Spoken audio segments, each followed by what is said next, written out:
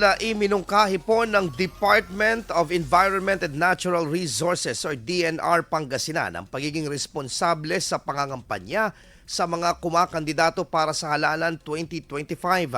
Sa naganap na virtual presser ng PIA Pangasinan, inihayag po ni DNR Pangasinan Provincial Environment and Natural Resources Officer at Forester Raymond Rivera na may epekto sa kalikasan ang mga campaign activities, partikular na ang pagdidikit nito sa mga puno.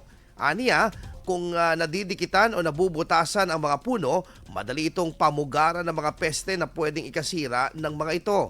Dagdag pa niya na pagsasaalang-alang din sa lagay po ng panahon kung kakaunti ang pag-ulan ay maihirapan ang paglaki at maging ang pag-recover ng mga puno mula sa natamong paninira. Dahil dito, kinakalampag ng ahensya ang mga aspirante na proteksyonan at maging sensitibo sa maidudulot na pagdidikit o paglalagay ng mga campaign materials sa mga puno. Samantala, sino mang mauhuling lumabag sa nasabing batas ay may karampatang multa na mula 500 pesos to 5,000 pesos at pagkakakulong ng 6 na buwan hanggang 2 taon. IFM News. IFM News. IFM News.